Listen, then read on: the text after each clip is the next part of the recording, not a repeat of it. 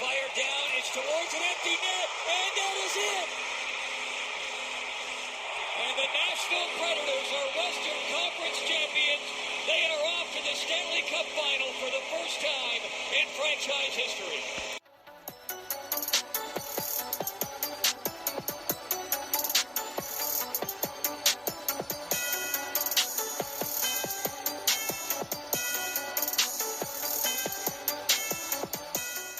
It is that time of the week again. Welcome to the 16th Dispute Sports Podcast Show. Thanks for tuning in, everybody. I'm your host, Kyle Neumann, joined by my good friend and co-host, Rhett Hensley. Today we are talking NBA and NHL Conference Finals as the finals inch closer.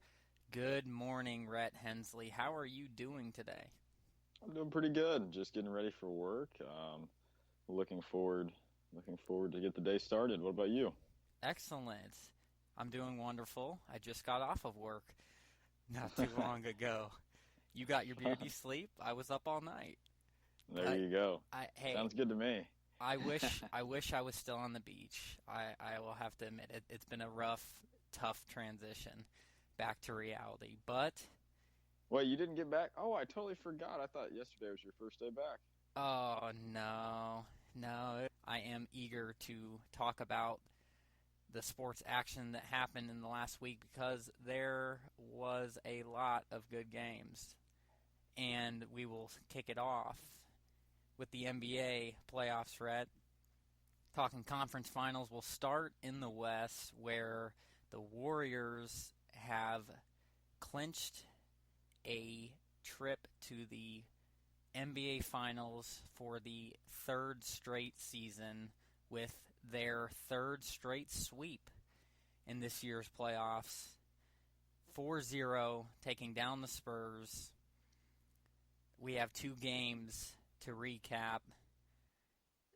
And the thing that bothers me about this, Rhett, is that it was without Kawhi for San Antonio. Without Kawhi.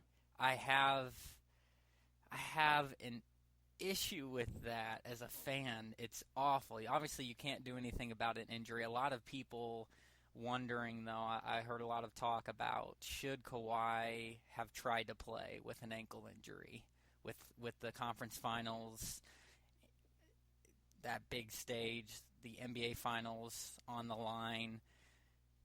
Greg Popovich said he would protect the future and health of his players over the playoff games, which in theory I understand, but it proved to be a costly injury in the second half of that game one, because without him the next three games, the Spurs, though they did try and compete for a while, proved to be not nearly talented enough to win a game against the Warriors. So let's go back from last week's show and go to starting with game 2.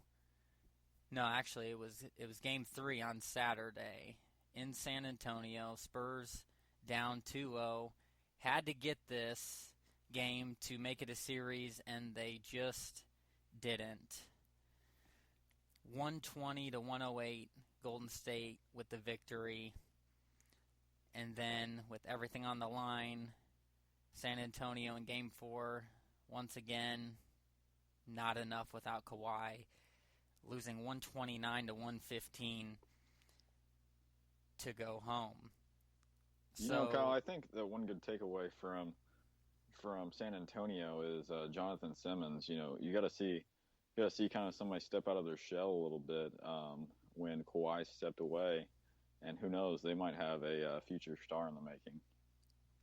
Yeah, no doubt about it. He played well for the Spurs, but in the end, it was too much big three for the Warriors. Durant, Curry, they played great the last two games in the series.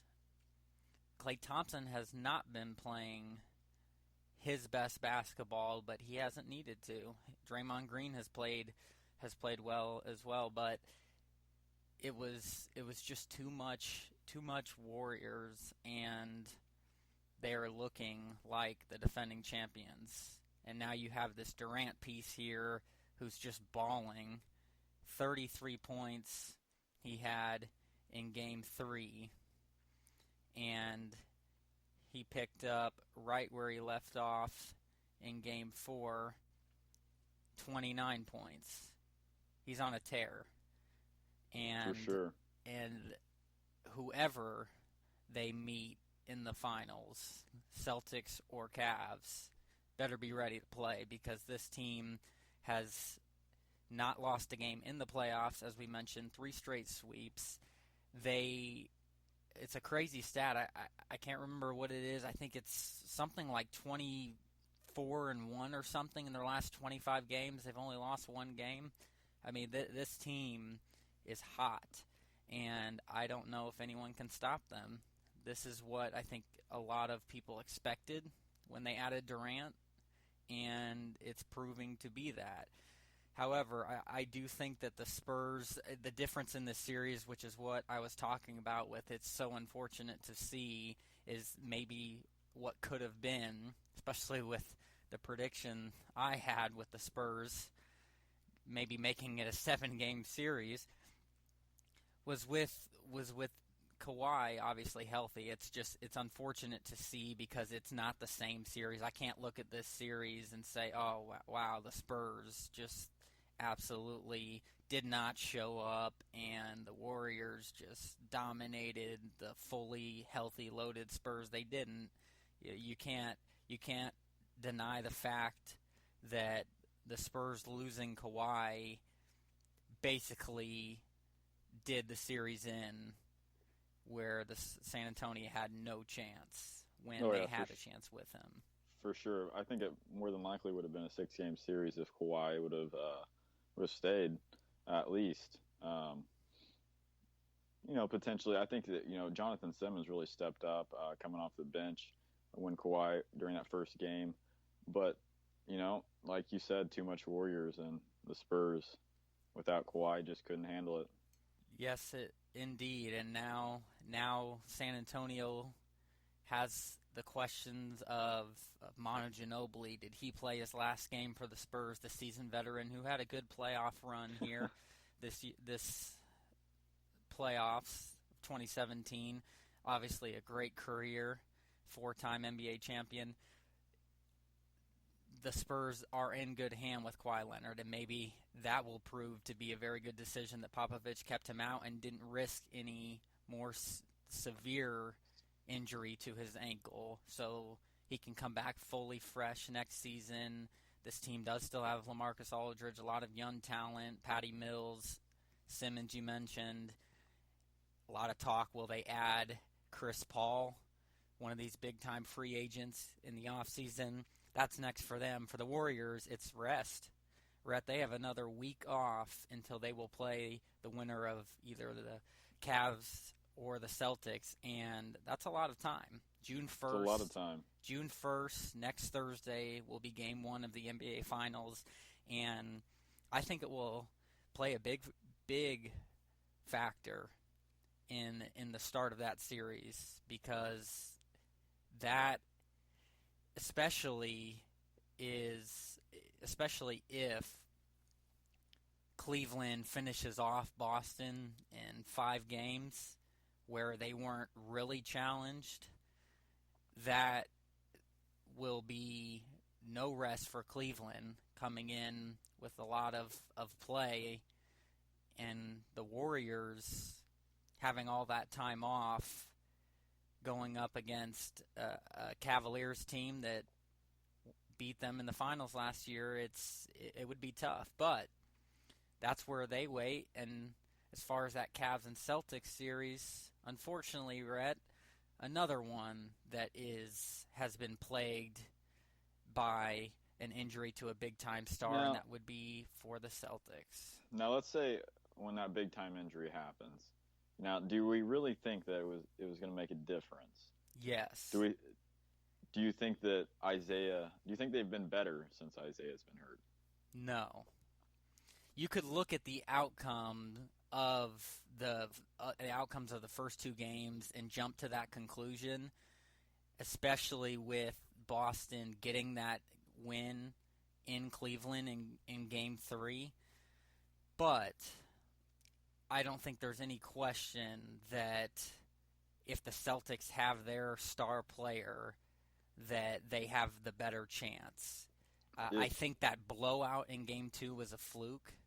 Just overall bad play from everybody, especially Isaiah Thomas. But when he went down with that injury, it was close to halftime. That changed the complex of that game. Now, the Cavaliers were already dominating, yes, but they stood no chance after he went out and somehow came away with a win in Game 3. And of course, we didn't have any of these games played since last week's show. So to recap, last Wednesday, Game 1 in Boston, Cleveland won 117-104. Game 2 on Friday, Cleveland blew out the Celtics 130-86 to take a 2-0 series lead. And then Games 3 and 4 shifted back to Cleveland. And on Sunday, the Celtics surprisingly pull out a win after a comeback of, what was it, 23 points or something like that, without Isaiah Thomas, 111-108 to get back in the series. But then last night, Cleveland flexed its muscles and beat the Celtics 112-99, again without Isaiah Thomas, to take a 3-1 series lead. The Celtics are now on the brink with Game 5 tomorrow night back in Boston. It's all but over, though, Rhett, because without Isaiah Thomas, this team stands no chance. It's like Kawhi Leonard with the Spurs. You can't lose your best player, your superstar, and have a chance in the series. And I think they had the chance. Now, obviously, I didn't think that they would win with Isaiah Thomas, but they have the better chance with him. Yeah, I predicted that the Cavs would win in 5, and it looks like that could happen. You had a sweep, but it's just unfortunate to see, right? Because we won't know. We won't know what it could have been with him, and it just changes the whole complexity of the playoffs when you're losing these key players and it's blowouts, and it seems, here we go again. What I was talking about, Cavs Warriors just cakewalking through the playoffs to the finals. It's just, I don't think it's good for the game. Will the finals be phenomenal to watch and probably the highest rated finals ever? Yes. But the overall fact that these teams don't stand a chance against them, I just don't think is a good look for the NBA. There needs to be more parity, and we are seeing that there are really no matches for these two teams. Your thoughts, Rhett, on this Cavs-Celtics series here? One thing that I'd like to point out, Kyle, were those first two games when Isaiah was on the floor, their offense was pretty stagnant. They didn't want to move around, just waiting for Isaiah to do something with the ball. But once he actually got injured, ball movement started happening. People started moving. And they were making shots. I feel like, honestly, if Isaiah would have stayed there, my sweep would have ended up happening. But like you said, we won't know. That's right. But, Cavs and Warriors, it's going to happen. It wasn't stopping the two of those teams from making it to the finals. And I'm looking forward to it. No, this next game, I think it will be a blowout. The Celtics are pretty depleted now. Yeah, I would have given the win to the Celtics if Isaiah Thomas was back at home. It's not happening. Even if it's a close game, it's not happening. It's the Cavs will win this game too much, and it will be a three-peat match between the Cavs and the Warriors. But it is unfortunate with Isaiah Thomas. He will miss the rest of the playoffs from that hip injury is what it was toward halftime in Game 2. Just bizarre, but he has been battling this hip injury since March 15th in a game against Minnesota. So this time it looks like he's probably going to need surgery, but hopefully the star can come back healthy next year. This team won't be going anywhere. They have a lot of talent, but they just ran into the mighty Cavaliers. And so Game 5 again tomorrow night in Boston. Cavs look to close it out in 5 and set up that mega match with the Warriors. All right, Rhett, before we get to our last segment here with the NHL playoffs and the conference finals, we have a little special twist that we are adding to the show, a new tradition, if you will, that we are going to start. So let me explain. It will be a very short minute or two segment. It's called No Disputing. What is that, you ask? Well, we are going to each give one random sports fact and try and blow your minds. But that's the idea. We're throwing something in here. It can be any sports fact, trying to shock each other. Something maybe we didn't know, but we probably did. And so it's just something to add a little spice to the show, give you some facts. Everybody loves facts. It's no disputing. And Rhett, you will kick it off. What is your sports fact of the day? Yeah, I'm going to be starting out with LeBron James. LeBron James is 3,505 points away from passing one of the greatest players to ever play the game, and that is Michael Jordan on the all-time scoring list. How about that? Yes, that is some fun facts. LeBron James. Excellent. That is a phenomenal fact, Rhett. I love it. And Michael Jordan is 4th on the list, so he would be passing him up for 4th place. Hard to not start considering him as one of the greatest players of all time when you hear stats like that, isn't it? It's crazy. He will be one of the greatest. Indeed he will. All right. Mine, Rhett, is today is Tracy McGrady's 38th birthday. And to celebrate, I am going to highlight one of the 2017 Hall of Famers' greatest performances. On December 9th, 2004, T-Mac with the Houston Rockets scored 13 points in 33 seconds against the Spurs to complete one of the greatest single-player comebacks in sports history. Absolutely incredible. It will never be forgotten. Happy birthday, T-Mac. Amazing. Happy birthday, T-Mac. That is awesome. Watching that video is amazing. It really is, and a well-deserved, finally, Hall of Fame inducted Tracy McGrady just this year. He definitely deserved it. There was a lot of controversy because his career was injury-plagued, and compared to a lot of other Hall of Famers, didn't play as many games. But in his prime, at his position, one of the most talented players of all time. Just incredible athlete, and so fun to watch. And that game in particular, I remember it like it was yesterday. It was awesome. So, happy birthday, T-Mac. And that is no disputing. And we transition, Rhett, into our last segment. Get me something on ice.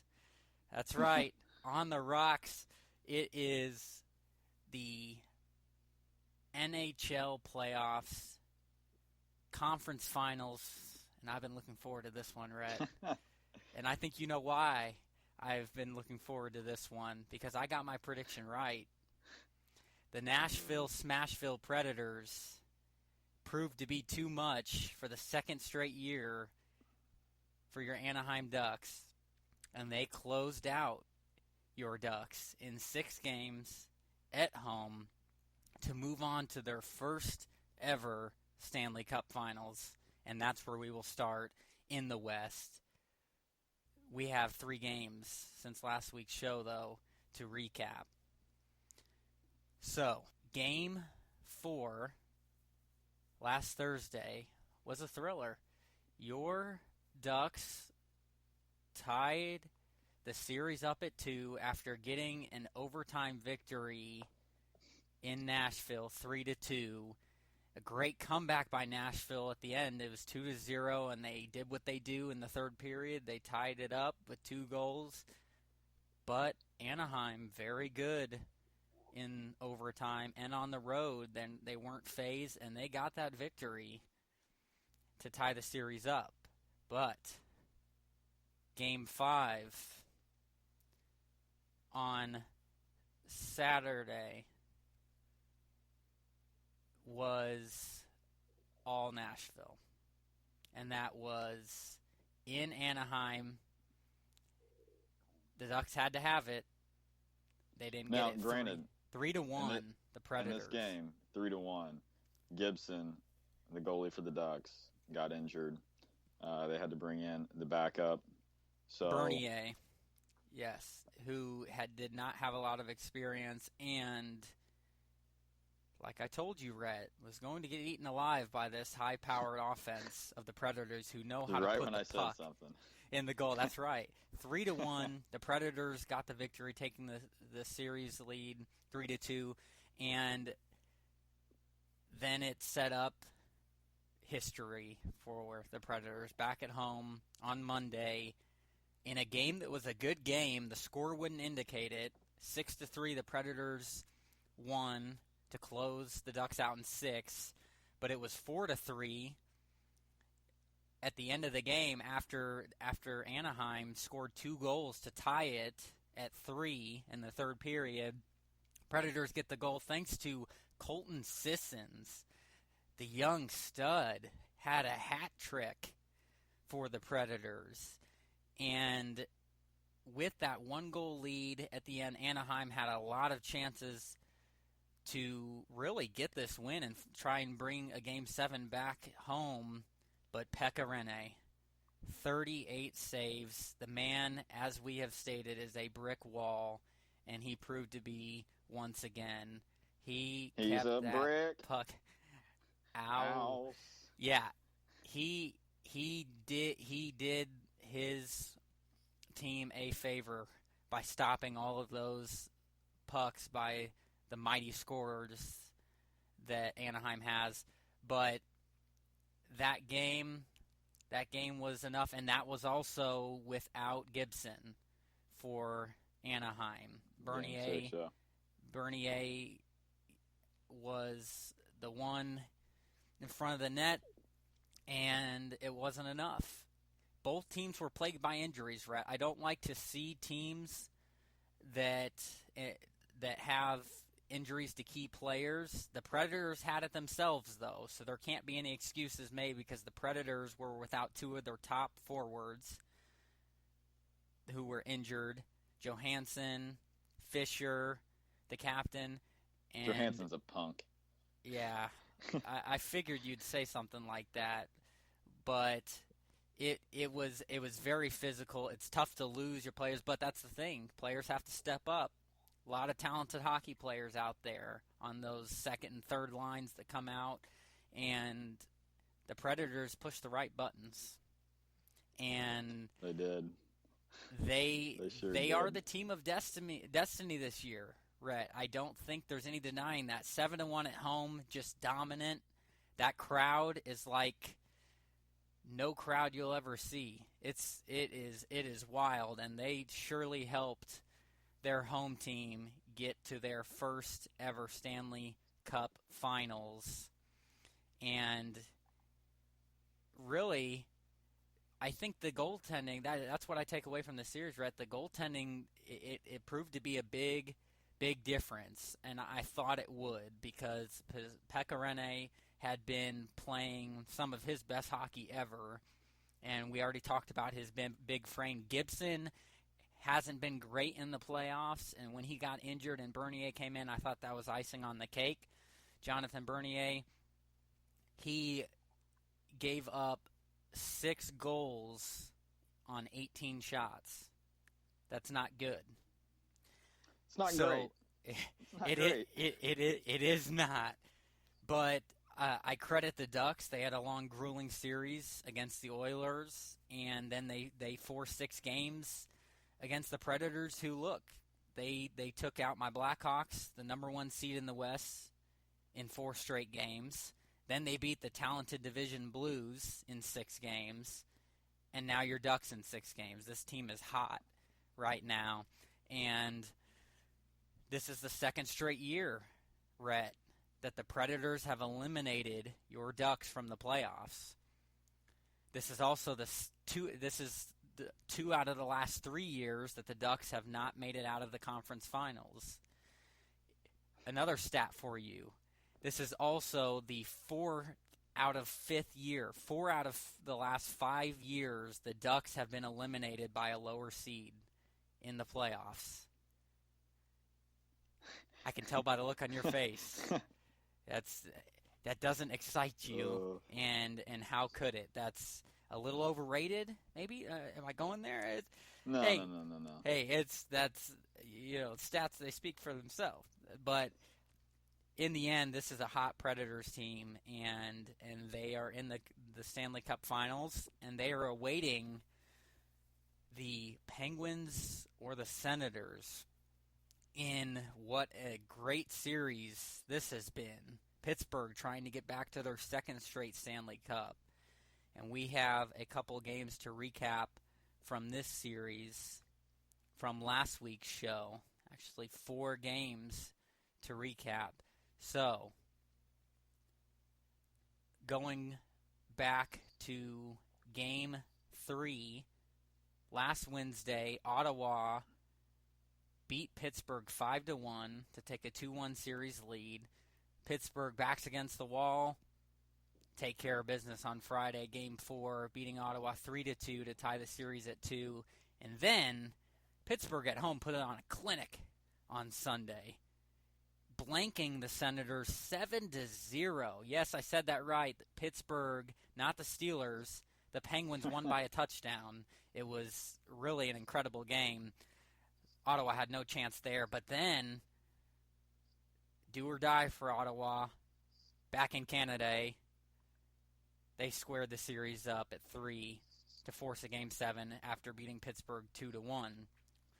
And so that sets up Game 7 tomorrow night in Pittsburgh. And Rhett, I think my prediction is going to come true. I had the Penguins over the Senators in 7, and I'm sticking with it.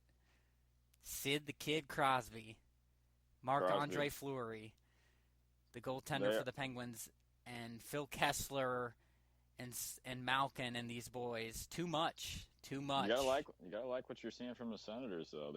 They're playing some smash mouth hockey.